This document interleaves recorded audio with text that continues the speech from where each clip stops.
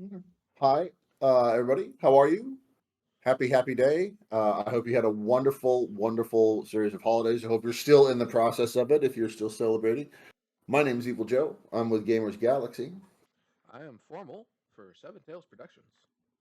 and we would like to welcome you once more to the Arcadia Bridge uh, with Bane Harlock. And this is Coffee, Dice, and Donuts. And we are here to just talk a little bit about something that we absolutely love, which are role playing games of every type and kind, and general or specific items towards them. Today's episode maps, more Making maps. making the maps.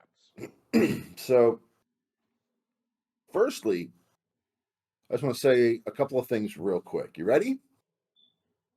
Incarnate, Camp Cartographer, Campaign Cartographer, Dungeon Scrawl, Dungeon Fog, Hex, TML, Tiamat the Mapper, Campaign Cartographer, Wondercraft, Dungeon, Medieval Fantasy City Generator, Dungeon Draft, Mapforge, World Spinner, Map Tool, Nortantis,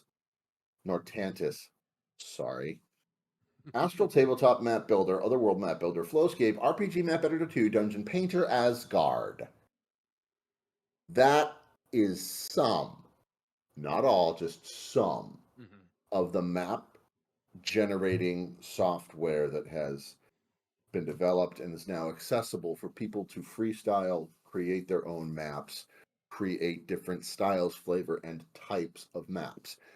So the most one it the first thing I do want to state is that if you are a dungeon master and you are creating your campaigns, and if you're just starting to be a dungeon master, if you're thinking about being a dungeon master, do it. Do it. Um, it may not be for you, but I'm pretty sure you're gonna it may or it may not. I don't know. But what I can say is that there are going to be several things that all have in common. One of which your characters, and if you are characters,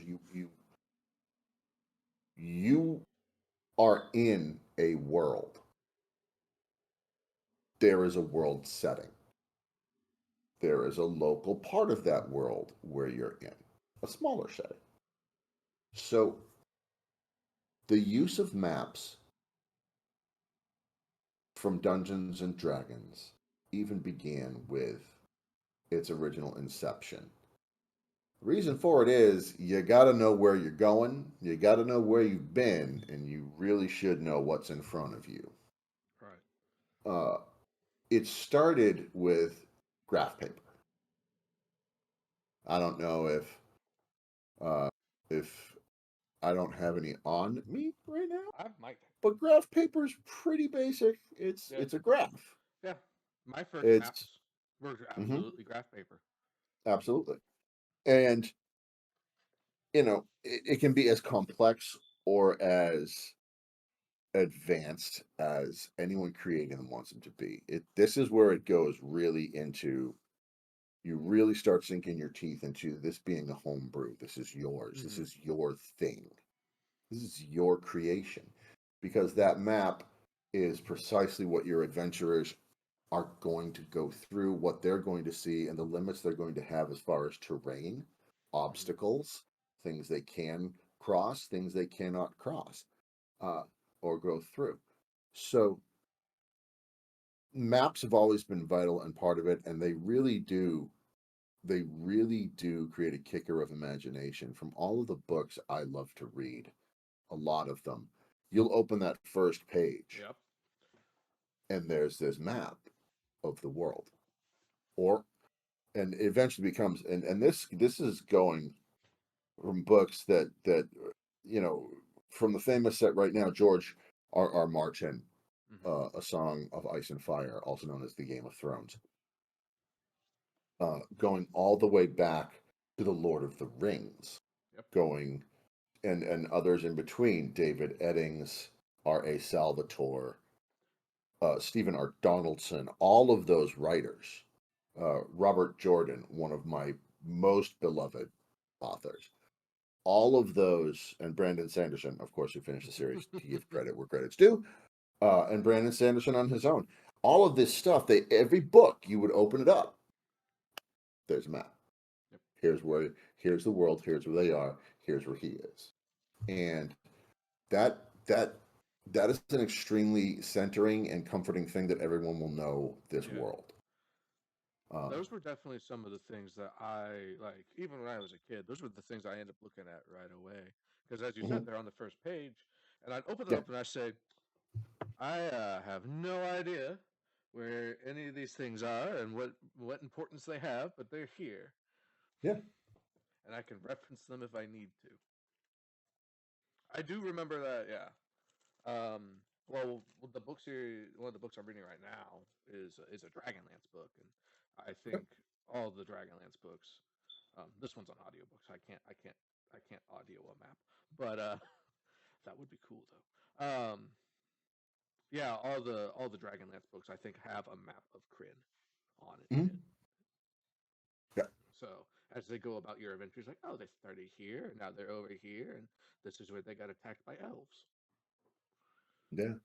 Dragonlance, beautiful series written by Margaret Weiss, Tracy Hickman. Hmm. Check them out. There's an entire line of books, I think there's several different. 196. There's it's a world. Like I Yeah. said, when Oh you yeah. create a world and it becomes successful enough like that, uh, other other stories evolve. That's what I love about stories. That's what I love about storytelling, and maps are an integral part of it. Hmm. So we're not gonna give so much a review of things. That's not what this is about. No. What this is about is making everyone aware that there is a massive variety of tools at their disposal. Uh, Yeah. ladies, There's more gentlemen, now than ever before. correct. Ladies, gentlemen, whatever pronoun, no thanks. Anything that is preferred, anything, whoever you are out there, and if you're into this, there's something there for you. And what I do want to say is it's generally broken down into the atlas scope Okay. and the city scope, and then the most finite, which I would consider the current encounter scope. I think it's really funny that you broke it down exactly like that because we did not confer about this beforehand, but that's like I have different names, but that's the three scopes that I have as well. It's the global, it's the regional, and it's the dungeon. Mhm. That's how I think of it. Yeah. Uh, and it is very true. Each map, if you start at the smallest, it has to lead to a bigger map. Hmm. It has to, because when you walk out of that dungeon or that finite scope, that regional, you Right. there's a region you're in. Right. What do I There's got to see? be a town somewhere. You're at Oh, woods. right. It's got So to be. to the north, there's a You get, forest. yeah, yes, sir. You get used to enough of that. Well, there's got to be a neighboring county Hmm. or a barony or a kingdom, or and as you're, and believe you me, your adventure is going to want to travel. Yep. Uh, I had a group that got very angry because they could not travel the entire world, Hmm. and they were determined that they were going to do everything, and I was like, that's not gonna, that can't happen. This is not Skyrim. Things But are on a Billy, timetable. you will grow old and you will die. So What do you mean I can't travel to the far end of the world in what? a day? And here's the thing too, man. It's a fantasy game. Hmm. You can travel as far as you want, however you want, as fast as you want. That's all up to you as a dungeon master and a storyteller. Hmm. You want to thread together that there's ways to do that, you can. Yeah.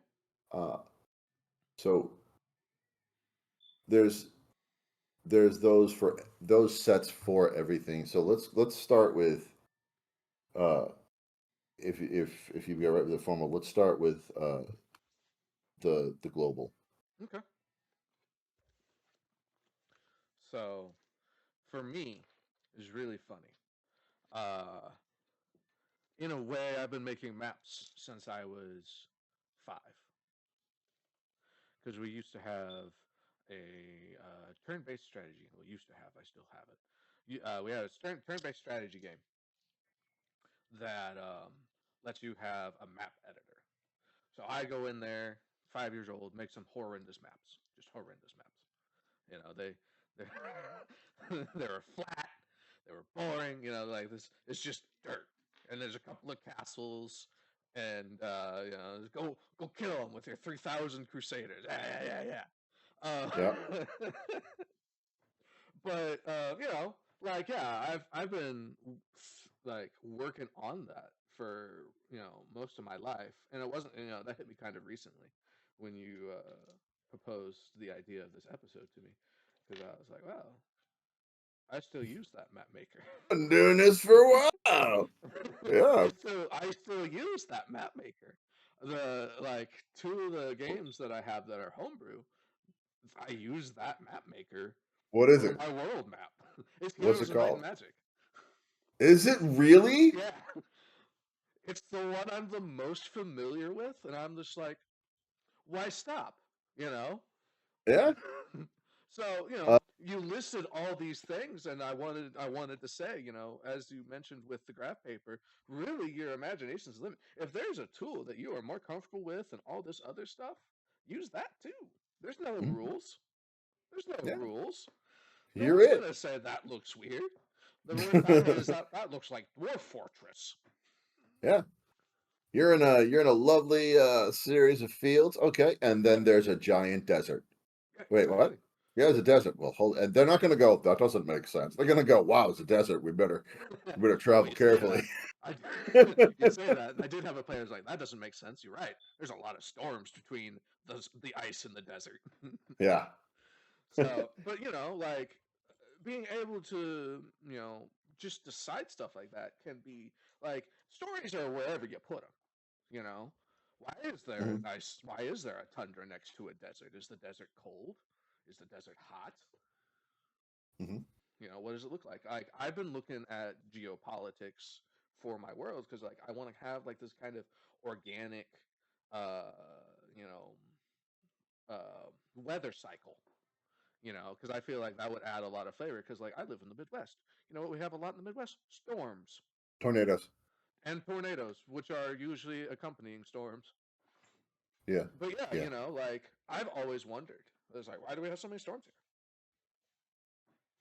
And when I started, like when I worked on this map maker, such that it is, and I had a tundra next to a desert, I didn't say, well, that doesn't make sense. I was like, well, what would make that make sense? No. All right. And again, I agree. I have when I was young, uh, there was the graph paper, Hmm. and there was the large art sketch pad, which was that all blank white paper. Hmm. And the graph Like paper was, of Majestic. course, for your dungeon, for Hmm. the smallest. Uh, 4 to 8 or more pieces of graph paper taped together in the back so that they are seamless in the front Hmm. were different page sections of the cities. So each city would have a section. Okay. And then the large white, those large artist papers Hmm. on pencil, Almost like an easel.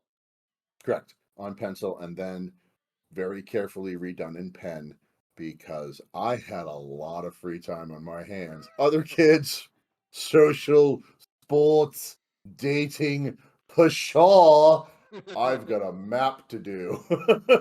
Just seal me in my room. I'm good.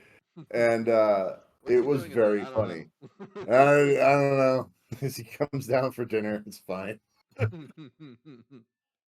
It was the 80s. What do you, I mean, but you would create these worlds, and I still remember there are names that still ring in my head that I still will use in campaigns today. Hmm. Um, and those are things that you remember and that can carry you into your next campaign, and I think that's a pretty amazing thing, was doing it by hand. Now Hmm. I we will move say, doing to it by dig. hand definitely gives you this more tactile and tangible part of the Oh fantasy. yeah, yeah, absolutely. Um, and you have a lot. I had a lot of fun with it. And I do want to talk about the now that it's gone very much into a beautiful, and I do say beautiful and digital age, Hmm. with map generators and software.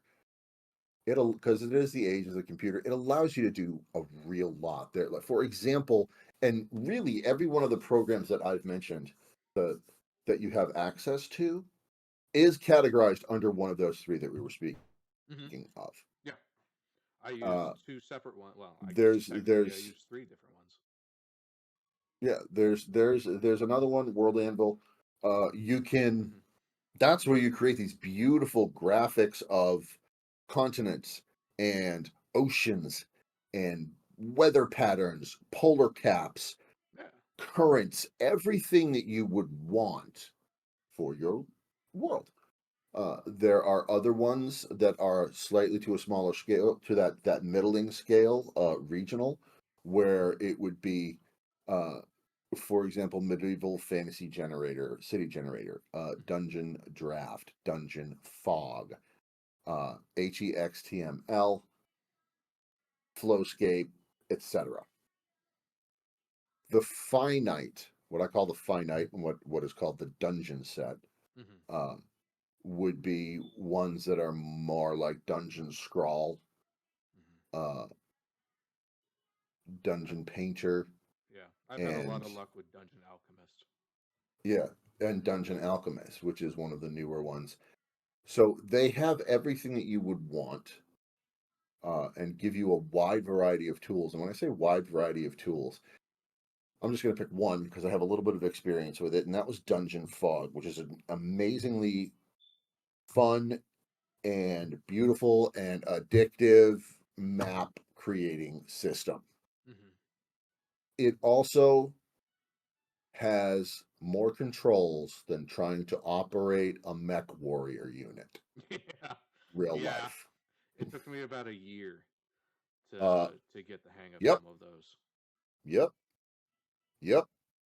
You're gonna watch yourself some YouTube videos Yep. on how to, and there's nothing wrong with that. They are Ah, out there specifically for that purpose. There's yeah. nothing wrong with learning. It's great. Yeah. But you're going to be watching them, Yeah. and there's nothing wrong with that too. Uh, Dungeon Alchemist, not as many controls to worry about, or categories as far as buttons and There's what a have lot you more do, for you. but it does do a lot more with assumed intent. And Hmm. Dungeon Alchemist is what is called, an animated map generator, a three-dimensional animated map generator, which means you can actually interact with the things that you create, uh, from the point of view of the miniatures that are in there, and you can interact with them from the overhead set. For example, the chests can open and close. You can Yes. control if they're full of gold or not. Hmm. You can turn on the candles, the torches, or turn them off. Doors open, doors close. So when and they have this beautiful set where you can go to first person view, and Hmm. you can click onto one of the characters miniatures, which you can download in from Hero Forge, and say, here's what you see. And you click Exactly. that eyeball icon in the center, it zooms to first person view. You can move that character at that point, but then the doors can open for them. And it Yep. creates a beautiful amount of realism, tension, and anticipation Hmm. on behalf of the character for it. I enjoy Dungeon It's Alchemist for it's that. really helped some of my newer players. Like, for newer players, especially people who have been playing video games. Yeah. The imagination isn't really required. because it's all there. You can imagine it, and it'll usually improve your level of immersion. But a lot of the work's done for you. And for me, and the newer players that I have, Dungeon Alchemist and being able to do stuff like that has seems to have definitely helped them gather up. Oh, this is what's going on. I Mhm. understand now. Instead of like, oh, there's a couple of circles moving over here, a couple of circles moving over there. This one's Correct. red. Correct. The other aspect is there are times when you will be gaming with no maps whatsoever, Mhm. and that's okay. You just need to be able to describe proximity, area, setting around you, setting around the characters, setting, and what's going on with that. Don't be afraid to do that. Yeah. Maps should be a beautiful enhancement to your campaign and your story.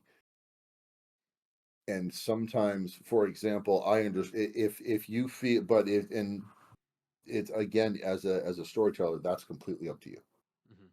if you want to use them or not. Yeah. If you are not done with your set, it's fine. It's going to be fine. Yeah. Uh, Because ultimately, you just so want to have fun and like all this stuff yeah. helps. It's tools. They're just tools. Mhm. You know, they're supposed to help you with a particular thing, but like they aren't what make it possible. Yeah, They're just a tool. you as the storyteller are the central piece Correct. that's needed. Correct. Um, this is a beautiful avenue for amazing flavor and permanency to your campaign, Hmm. though. It's and their maps have always been fun to look at from everyone's point of view. I think Yeah, I think it's it's it's always nice to just be like, there's what's something over there's there, yeah and there's the have a what's over general there. idea of what's over there. Um, and the larger the map becomes for your character players, Hmm. the larger access when they get access to those larger maps, those neighboring kingdoms, Hmm. those neighboring baronies. That's an upgrade in itself for the players Hmm. because now they can start stuff with entire groups of Yeah. regions. They can cause mayhem anywhere, Yes. and that's a And gather the great attention feeling. of large groups of people. I've got one of my games. They have managed to piss off an entire thieves guild because they were hired for a job and kept the loot. Oh, oh, um, So yeah, as you said, like now depending on the reach of this of whatever group they end up being conducting the ire of that day, uh, you know that it may have problems for them wherever they go, or it might not. You know, mhm. all that is that up to is you. uh that is not my world. I Yeah, have nothing to do with that story. I would hmm, like to insert that disclaimer at yeah, this time. I do yeah. not condone, I do not miscondone, or in any way set a grievance for either side. I am neutral. He is I outside of the am game. I am neutral. I cannot confirm nor deny any action that may or may not have occurred that I've heard about. Uh, that's crazy. Yep. I'm sorry, that's just one of the things in the Dungeons and Dragons world that everyone's tempted to do, but really should never do. I mean, well, I guess we got to leave Chicago. Why? We can't come back here again. Yep. Holy crap. Yep. Who'd you piss off? New York. Oh, oh. Yep. uh, They won't kill you. and They'll there make you it have hard. it. They'll make your life rough. Yeah. A lot of people ask or consider what should the map consist of? Hmm. So The most difficult map that I ever created had, and it was a labyrinth style. They had to find their way out. Hmm. And Did it have moving pieces? it did. I It can and I it every room was you had a choice. There was a door you walked into, and every room you could go. There was a door to the left, a door to the right, and a door straight. You went to the next room. There was a door to the left, a door to the right, and a door going straight. So to find the big baddie, they had to go a certain pattern. And I would always tell the group at the end of the entire campaign, they were like, "What's the real secret way to go?" So, oh yeah, you go straight 5 times. You just walk straight ahead. Whoop! And then everyone was like, "You son of a bitch." That's on the level So of like your teacher putting C as the answer 20 times in a every row. multiple choice answer on the exam. But that's the point too of a map that gives you an availability for that. You can create encounters that are difficult, terrible, beautiful, wonderful, healing, every Hmm. type of thing you would need. But they got to get there. Hmm.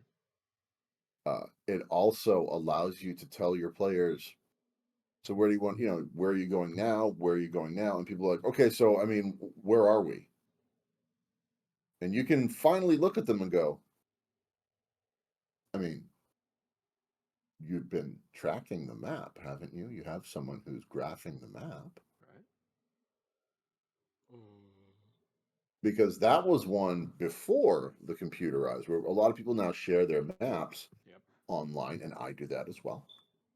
Um, no, I would give a description as to how far you've gone, the width of the corridor, left, right, straight, and the width of each opening and cavern set, because I would have my map in front of me, and people would be like, "All right, cool, where are we?" And I'd say to them across the table, "Well, you have someone that's recording the map, right? Who's mapping?" And I would get this. And Well, believe our me, characters that's will something just that you remember should the do map when we once in a don't, while. right? Yeah, that's something you should do once in a while. Hmm. Because if no one brought a giant ball of twine and has been unwinding it throughout the dungeon Hmm. as they went, like the Minotaur mythology, or if no one has been setting up markers, or if no one has been mapping, your group is going to have a problem. Hmm. And you should let them get very anxious about that once in a Yep. while. I had a situation that didn't go quite that far, but yeah, I had some players exploring some caves, and they were like, "All right, which way's back?" And I said, "I don't know." Yeah, But to their credit, they didn't go very far without asking that question. right. Because and the natural response in every player is, "Oh, we know which way we came." Oh yeah, Exactly. oh yeah. You've never been lost in your life. Oh yeah, Yep. there and that's. I mean, you go to any cave system in real life. No. Mm-mm. Nah, bro. Well, which way do we go? Well, we're over Joe, you want there. to go? You want to walk through this cave tour? Nope. Fine, I will die. It So, happened. I mean, I've been on cave tours, and you're right. Like, if I didn't have that chain link rail to hold on to the whole time, no matter yeah, how brightly lit, I'd be like, no idea where the fuck I am. no idea. It all looks the same. No. Yep. There is no way. So it should make your characters appreciate the skills and abilities they would have towards scouting, towards survival, Hmm. towards athletics, all of that. That's where you can really generate those Yeah, roles uh, that are important, that that are that's needed. that's the thing that, yeah, absolutely makes people be like, well, why would I pick this skill? This skill's not that useful. Hmm. Second edition was rope use and swimming. Oh, I remember the use rope skill. Yep. Anyone And can and tie a and knot. to be fair, it was my first time playing D&D, and I saw that. I said, Who would need that? Mhm. Mm, Yeah, I had a guy. I was super proud of him. Rope use, swimming, great, perfect. yep. And they were like, "Great, you get on your horse, awesome. Do you have horseback riding?" I'm sorry, what? Yeah, it's the skill lists are a thing, and yes, they can be. They you can use maps for all of that. Yeah. They are a tool that enhances the playability. It it enhances the general ambiance and feeling of every campaign. The regional maps, uh, each character, if they have them, have access to them, it allows them solidity. It allows them to go, okay, this is home right now. This city, this Right. map of this city is where I live. Yep. Great, I live in this city. Exactly. Uh, Like the most ambitious map that I've had to make, I made a couple of weeks ago in Dungeon Fog, and it is a map hmm, of the city. yeah, I tried to make okay, it as detailed as I felt was necessary, and I think that's an okay, important thing. As I think when you're making your map, you want to decide exactly how much detail you have, yeah, because you don't want to bite off more than you can chew, and you also want it to be sufficient enough to um, convey your convey all the important information. yeah. It's there is we've all seen the joke maps on the memes where they have, you know, certain people's view of the United States, other Yeah, stuff, bad people, cool stuff. exactly. The Be U.S. is careful viewed not to by make your map look like that unless you want to, because if you do make maps look like that intentionally, that's an amazingly fun campaign to do. yeah. Uh, but if you are looking for something that's as detailed and as telling as, for example, a map of Faerun, Hmm. then you're going to want to put all of that in. There are going to be specific points that have a specific purpose. Hmm. There is going to be the areas where there are battlefield sites. There are going to be that are remembered of great battles in the past. There are going to be big, large, shining capital cities. There are going to be regular cities. There's going to be trade routes. There's Everything has going a to be history. outposts. There's going to be wild forests, oceans, rivers, every type of thing that you let your imagination go when you're creating it. Hmm. There's and always what I like to do is always have one section that's blurry-ish, and it just says here there be monsters, because people that have come there, they just don't come back, Hmm. and that's a pretty intimidating thing. Right. In our civilized world, why would there still be unmapped portions? Correct. We are a civilization based upon refinement, courtly behavior, swords, and sorcery. And we have come so far that we can create ships that sail the sky itself, Hmm. but we don't go there. Yep. Why? We just no. Mm-mm. So eventually, and there's got to be a reason. Let yourself come up with your own. Hmm. Uh, when telling stories like that with the map, be mysterious. Don't tell them more than they need to know if they haven't been there yet. Right. You've heard some rumors. You've These are heard what some, the yeah, stories are. you've heard rumors. Hmm. The other set Some of is them, as they I like to go have ahead. rumors that kind of conflict sometimes. Hmm. Absolutely. Uh, the other set is there's people that can be coming down and giving information about a change that's happened regionally, and maps are living, viable, changing things. Hmm. So don't be afraid to adjust, make adjustments, and enjoy that as well. Hmm. When you are creating your maps, think of architecture. Hmm. Think if this is a group that do you want to model it in a sense after uh, ancient Egypt? Do you want to model it in a sense after ancient Rome? Do you want to model it after ancient Greece? After the Hittites of Assyria? Hmm. If you, they're each one, there's so, I like to reach back into history because there's so much in history that happened that it amazes me that Hmm. some of the stuff happened that it did.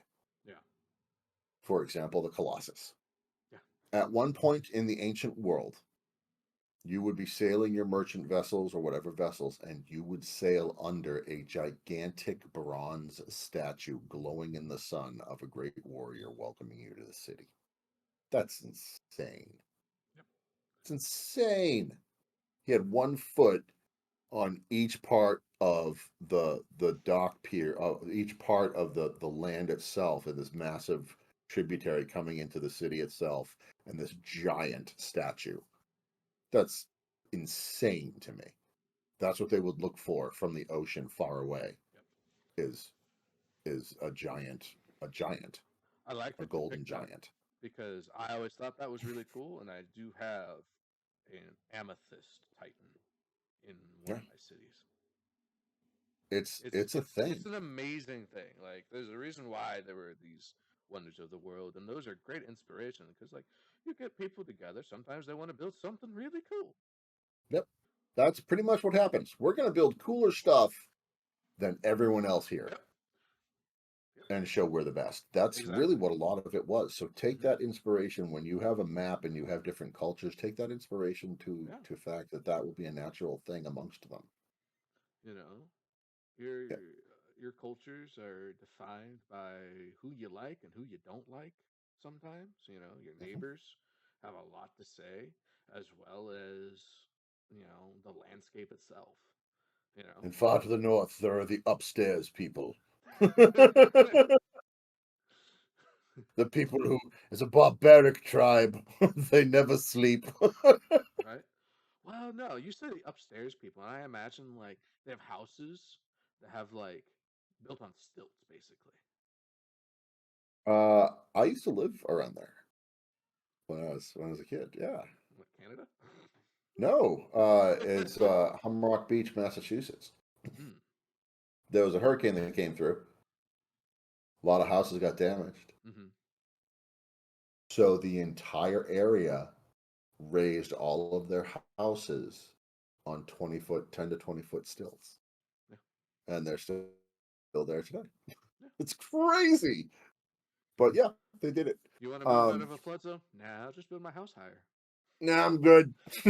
We just got these 4x4s. We're gonna do some cool stuff here. Yeah, Go Bruins. yeah, yeah, So yeah. yeah, and And the map allows the go ahead. I was gonna say that. So what you did is you pointed out an incident that kind of Yeah, caused a cultural shift that everyone kind of recognizes those like that region for. yeah, You know. yeah. So you can center whatever you enjoy in different map regions. Hmm. This allows you, and Formal touched on this, it allows you to move and actually establish and develop different types of cultures in the area, which is an important thing. Hmm. And it brings much more vivacious realism to the game, to whatever game. Yeah, because then So, you get your players liking a particular group of people and like, oh, those other people they were assholes for one yeah. reason or another. You know. And again, large amount of tools to use, Hmm. large amount of choices within each specific tool, within each Yep. programming tool that whatever you'd like. There's going to be something for everybody. Hmm. Uh, and have fun with it. That's what this whole thing has always been about, Yep. is having fun. Yeah. I think that's the most important thing, and the second most important thing is to just do it. Just Mhm. just Just try it. do it. You know. You ever thought about it? Do it. Yeah. Exactly. Just give it a shot. You know. Yeah. Expect oh you thought about being a dungeon master for your friends? Go for it. Do it. They'd love to do it. They'd love you for to do it because I mean, I'll be honest. There's a lot of people I've met people who are like, "Oh, I'll never do that." Mhm. Player all the way. And I know people as well, and there's nothing wrong with that either. No, You know, but this it is a game. definitely, yeah, exactly. It's a Have game. every aspect and enjoy every Yeah, aspect of it. That's and all. both sides are needed. Hmm. So give it a shot. that is what I do have tonight from maps, mapping systems, happy mapping. And do you have anything further? No, no, I think you touched on all the important things. Great. Guys, again, this is Evil Joe from Gamers Galaxy. And I am formal for Seven Tails Productions. And from the Arcadia Bridge, Bane Harlock would like to thank you so much for checking in on us a little bit and listening to our Coffee Dozen Donuts. I hope you have a great time gaming out there. Thanks for being part of our story, and you have a great night. Yeah, what do you say? Fool them again? Fool 'em again.